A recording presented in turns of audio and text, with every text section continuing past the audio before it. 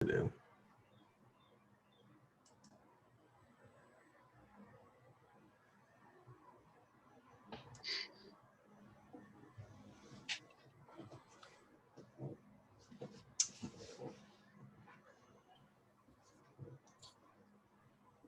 So you started the recording, Jeff?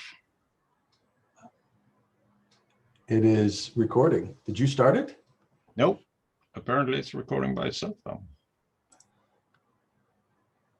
Yeah. We're seeing lots of people popping in here. That's good.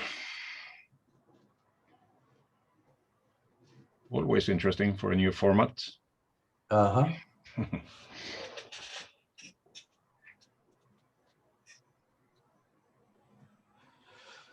Oh, let's see. We got about, let's give it about 2 minutes here. Yeah, a few more minutes until we start.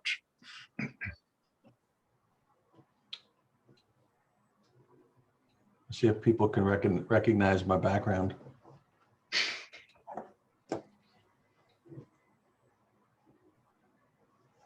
I know the company that owns it. The mountain? The image. I've seen it a few times. Yeah, well, you can go find it on Wikipedia, and I think it was called Bliss. Yep.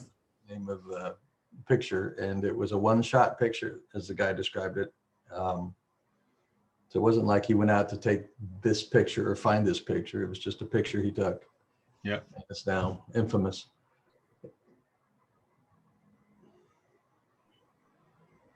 I think it might be the only wallpaper that was on a kind of a default Microsoft wallpaper that didn't have Microsoft in it somewhere. That's true. So that's what we said, well, maybe if you look over the mountain in the very far corner, that looks like there's a building. Maybe it's a Microsoft office. Might certainly be. All right, it's 9:01. Should we start this? Yeah, I think it makes sense. All right. Why don't we, let's do a quick introduction. I see people, some people in here I know, so there's some people I don't know. Let's maybe tell people who we are and where we're from and what we do.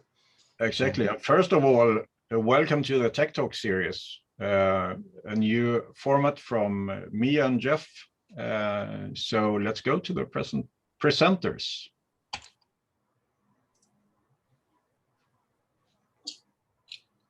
Well so I think we have to start with Jeff because you're the principal.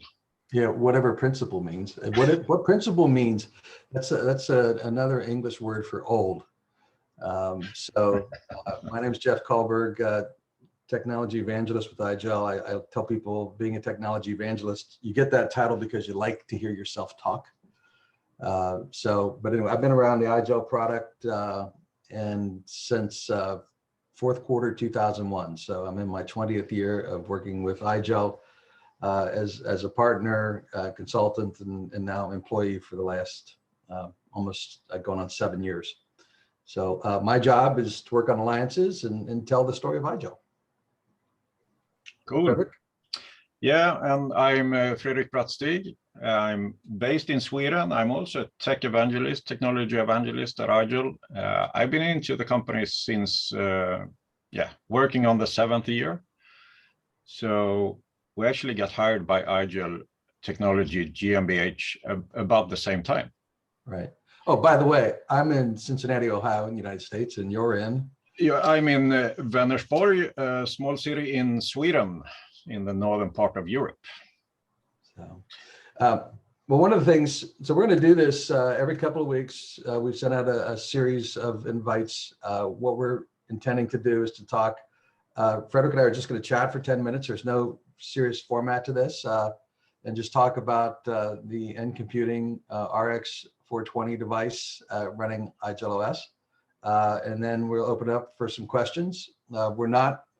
I don't think we're muting anybody, but if you have questions, maybe you can pop them in the Q&A or the chat, and then we'll make sure to come back to them. So why don't we talk about it? So we are talking about the NComputing RX420 today, which is a new product.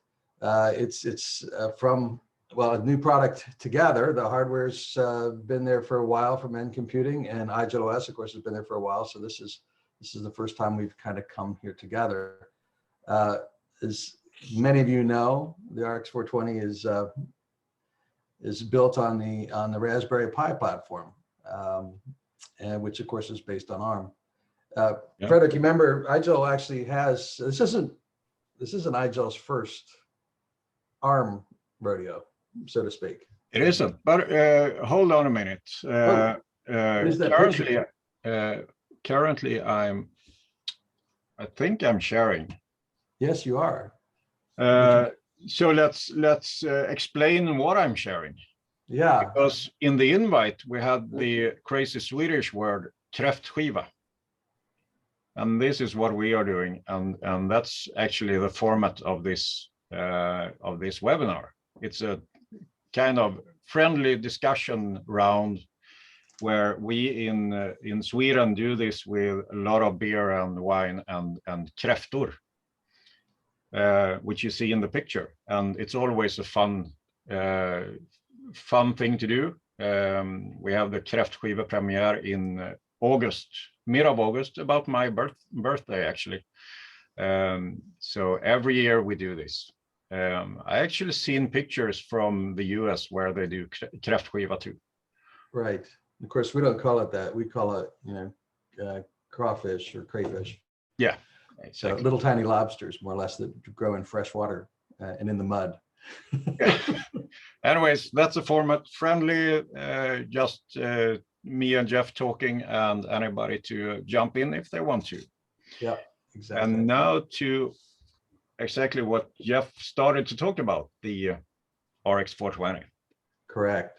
So as we mentioned, this is based on the Raspberry Pi 4, which has been an interesting platform over the years.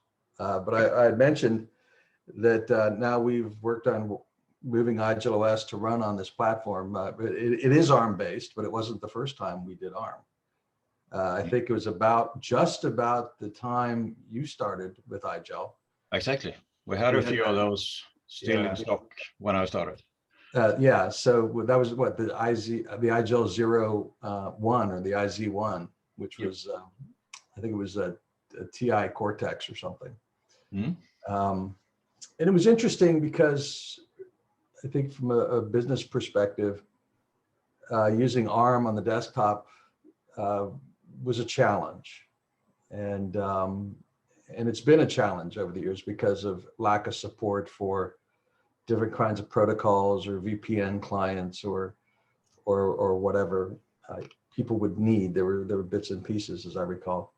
But one of the questions we could ask now is the Raspberry Pi actually enterprise ready, and why was the Raspberry Pi 3 or maybe the Raspberry Pi 2 not something that we saw, and what makes the Raspberry Pi 4 different and the new RX420 different?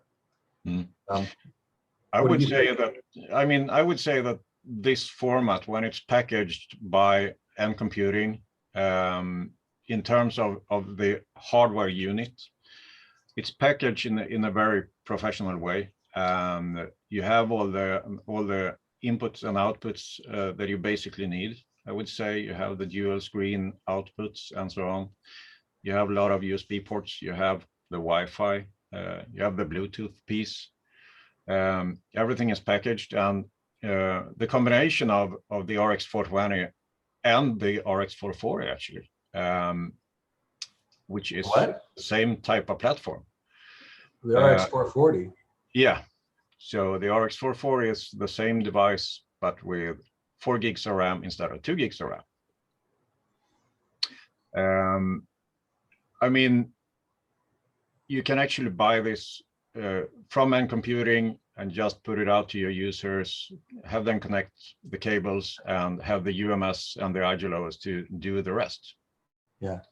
I think one of the key things is I look at the picture here, we got all those small little ports there on the left side, or the one's the power connector, but there's the two mini HDMI ports are important because this is really the first Raspberry Pi platform that supports dual monitor, and dual display for most people today.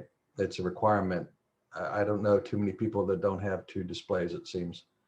So this was an important addition that I think that makes the RX420 and RX440 viable solutions. So, but it is a pie. I mean, we can look at it in a minute here. One of the when I look at this, one of the questions, didn't you have a video or something, or a picture or camera that was looking at this? I don't know how many people have actually and Richard Charlton's comment. Only downside is too many HDMI ports and no cables. And sometimes those are hard to find, right? Yeah. Exactly. And so you got to make sure you got to go find the mini or almost micro HDMI cables for sure. So, didn't you have a picture where we opened this device up? Yeah, sure. I will actually do it live. First of all, we have a question from the audience. RX440 question mark, is it available? I think it's not available yet. It will be we'll have a look at if there is a requirement and for future needs. So it's basically the only difference is that it comes with 2 gigs of RAM, 4 gigs of RAM instead of 2 gigs of RAM. Yeah. Which makes sense because it's a 64-bit operating system. So, I mean, we can address more memory, so why not? So let's see where it goes. Anyways, I will try to share, switch my sharing actually, and see if I can share content from my camera. There we go. There we go. So here you actually see the RX420 device. And it looks like this. You see my hands, quite big hands, but anyways, this is how the RX420 looks. Basically, yeah, smaller than a cigarette package, even if people shouldn't be smoking. Anyways, that's how it is. So you shouldn't open this up, because if you open this up and you break the hologram seal, then you break the hardware warranty. But anyways, to be able to look inside, we have to do this. So guys and ladies, do not do this at home. I have already unscrewed this, the screws that holds the chassis together. One underneath the hologram and one underneath one of the foots. So I will just open it up. And there we have the insides. I will continue dismounting this device. I did have to give the people at NComputing credit in terms of, putting together this interesting little case. We noticed that there's that little adapter board that kind of plugs into the GPIO pins. Yeah, exactly. And that connects that little silver button, power button, if you will. That's one of the things about that crazy platform. There really is nothing that tells you if the device is on or off. That red light, the LED glows when power's in there. It doesn't tell you that the thing's running. Exactly. But we know that it's really challenging because this device doesn't have a BIOS. Mm-hmm. So which means there's no CMOS. So there's no way for this thing to keep track of time or store any kind of configuration or interrupt the boot process. So one of the things we can talk about, we'll talk about in our next get together, will be the IGEL and how it behaves. But we use that button and special timings to impact the boot process and some other things. So exactly, that's interesting. But it is in fact a Raspberry Pi. Yeah, I mean, so hey Frederick, Raspberry board. Yeah. So I could just go buy one, right, and build my own. Potentially, yes. Is it supported? Probably not. Yeah. In fact, I can tell you not. I mean, that was one of the things that that we've learned as we started this journey together to build this new product, and that was the fact that not all Raspberry Pis are the same. The firmwares are different, and not the firmwares won't boot everything out there. So there's a lot that goes into putting together a supported solution, and that's the one thing that we do have here, and that's why we've kind of put this product together. For reference, we could put a regular Raspberry Pi on the table. Mm-hmm. I see a direct difference between the NComputing device and the regular Raspberry Pi. There is no heat sinks on the Raspberry Pi. Yep, that's correct. Which might be needed if you're going to use this device for 24/7 operations. And of course, there is no fan on the regular Raspberry Pi. You have a fan in the case on the RX420, which might also be needed. I've been using the RX420 and putting quite a lot of load on this device, and I never hear the fan. I believe it works, but I never. The fan? Yeah. Yeah, you got to listen. It's pretty quiet, so you have to listen very, very carefully. If it's really quiet in the room, you can hear it kick in on occasion. But yeah, and it's a good piece to have in there. And it really is, you got to be overdriving that processor and creating some heat for that to really kick in. You know, we're seeing some of the chat here about the 440 version, or the RX440 or 442 is, it is going to be interesting. So one thing is, we said, one of the comments that came in was it'll be here coming out this month. So it will be something that'll be orderable by the end of the month, it looks like.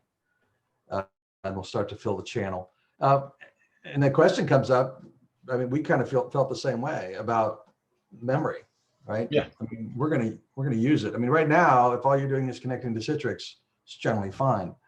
But one day you'll get unified communications, and we'll talk a little bit about that in our next session, and in the session after, we talk about Citrix and how that works. And if we run a browser locally, or we start to run not just Citrix, maybe we start to branch out and run, No Machine, or maybe one day VMware, or maybe Windows Virtual Desktop, whatever. One day things are going to come along, they're going to move over to this platform, and the memory will become important. So future proofing. Yeah. So there was another question about the display outputs. What's the maximum resolution? And I would say it's dual 4K. Yep. We should have mentioned that, of course. So you will have to buy new glasses, because the 4K on my 24-inch monitor is really hard to read. That's crazy for me as 46 years of age. Then I certainly need my glasses. And but of course, if you want to have a dual 55-inch screens, then it's perfect. Fantastic. So yeah, good point here, right? So Jack says, let's see here. As soon as the temperature exceeds 63 degrees centigrade or Celsius, we'll get the fan will turn on. So I'm gonna I'll get my little thermometer out, and then we'll monitor it. Yeah, I'm gonna trust them. I'll put it together again. By the way, in the bottom of the beneath or under the main board, we actually have the storage device. Oh yeah. Yeah, just for reference. That, that's one of the things that you bring that out. So what happens? I mean, we've all been around technology for quite a while, and sometimes things do go haywire. Yeah. If you're imaging a device or doing an update. I mean, IGEL, we do a lot we put a lot of resiliency in the firmware update process to prevent bad things from happening. But I've always said, if that one single moment when we're committing an update to storage, if in that single moment something goes wrong as we write to that disk, and I mean, we're talking that exact split second, it's potential that you could, brick the machine, so to speak. Although we have, as long as you get your main system partitioned down, we have other controls to recover from something like that.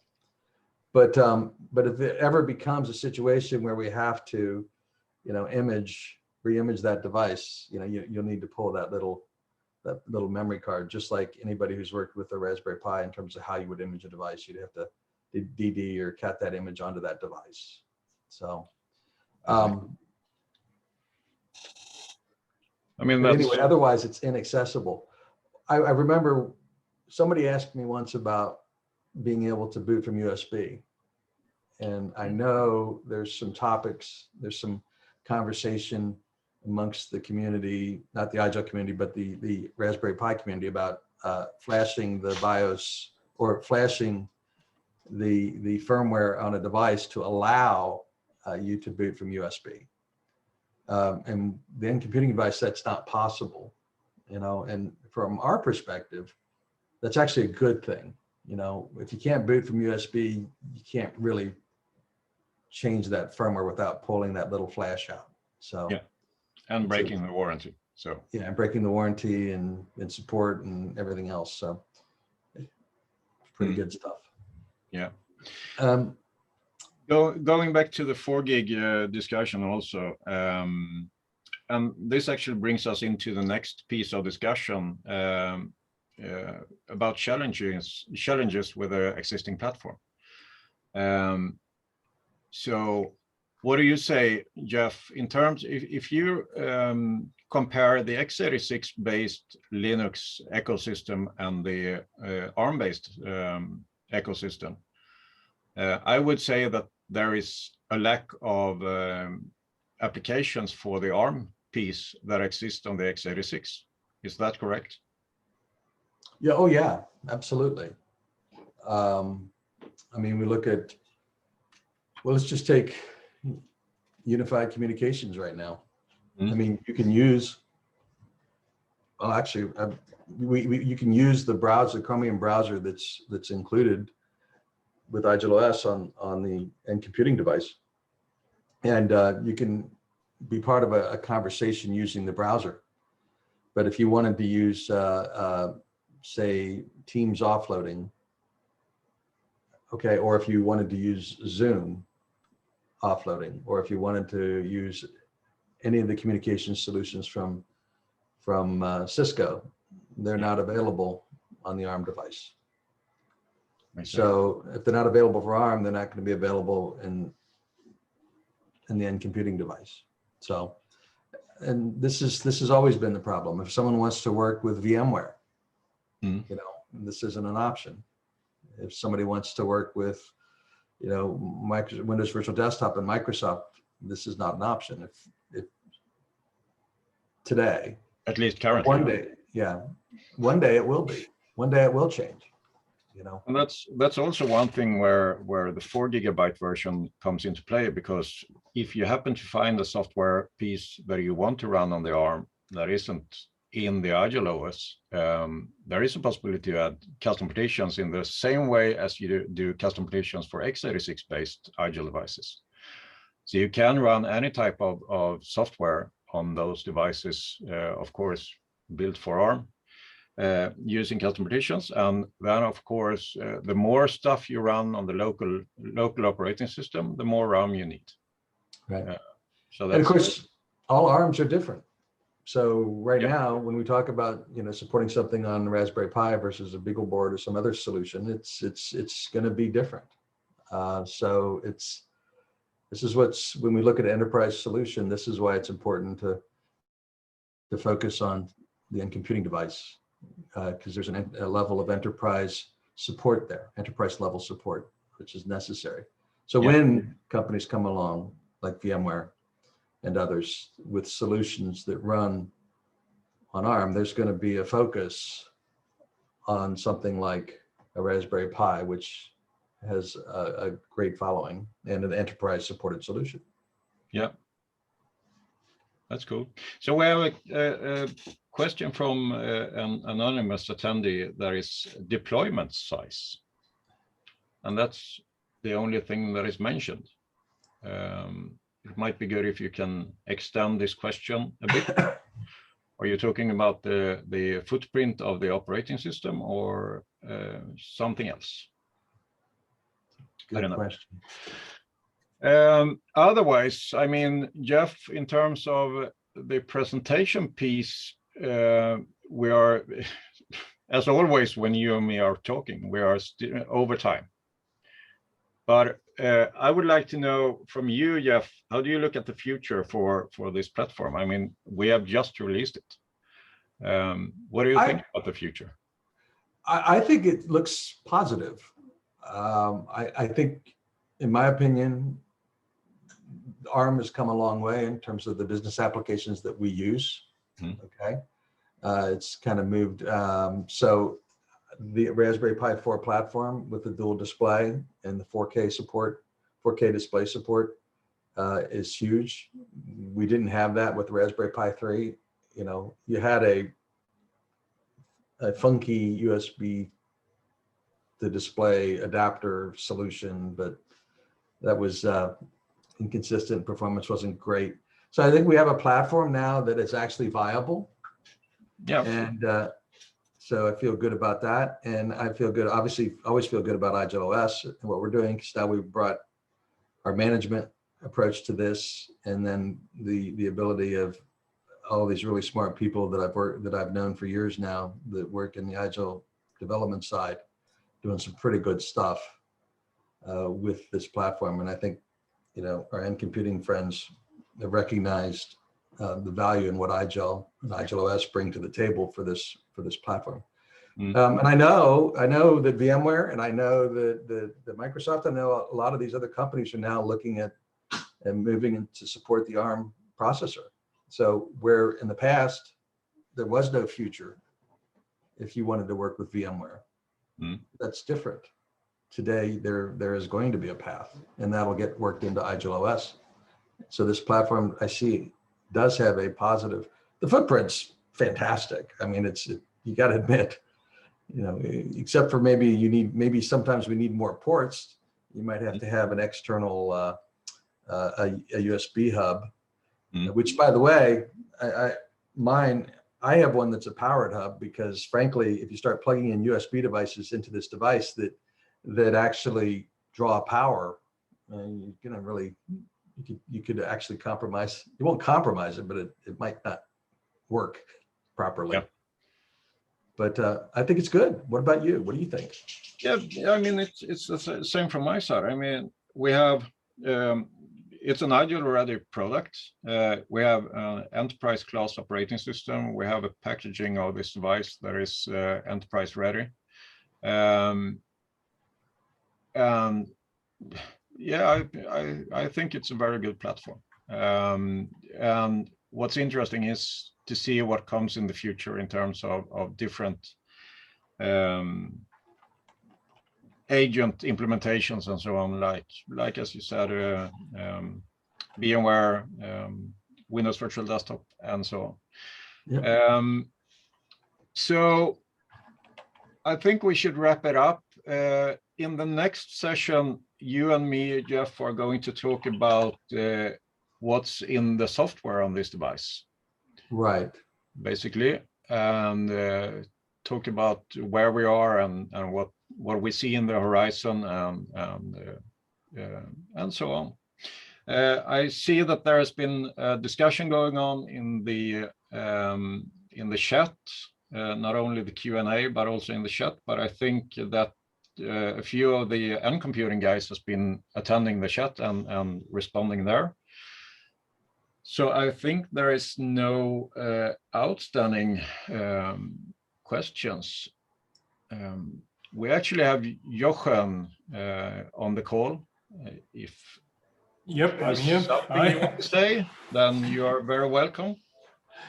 Yeah, perhaps I can just mention one little thing. It's essentially a repetition or go a bit more in depth on what Jeff already mentioned in terms of why there have been ARM devices before for thin clients that were not particularly successful. We had something different as well in the past, by the way, and why I think we all believe now that with Raspberry Pi we have something that has legs to run on. And it's very simple. The reason that the past devices were not that successful was that they were all somewhat proprietary. And nobody likes to write software for proprietary platforms. If you want a Citrix receiver, VMware, WVD, whatever, you want to write for something that is not just for one company. And that's really why we embraced Raspberry Pi now about three years ago or something like that. And all our platforms are on Raspberry Pi because it is a standard. It's a standard for ARM. Actually, I think it's the only standard for ARM. So if you are convinced that ARM is a good device for thin clients, as we are, Raspberry Pi, in my mind, that's it. That's the only thing you will see future software being developed for. That's a key argument here in my mind. Sounds good. Thank you. So, as said, I think the open questions are answered. And let's go back to the draw board, Jeff. It's not too much of drawing actually to be able to present those things, because we have been working with this platform since IGEL started the collaboration with NComputing on delivering those devices with IGEL OS. So we have quite some experience about those devices and the IGEL OS running on those. But I think we are about to close this and say see you in a few weeks. Absolutely. Thank you very much. Thank you for coming in, everybody. Enjoyed sharing with you. Yeah, thank you. Have a good one. Have a great day. Bye-bye.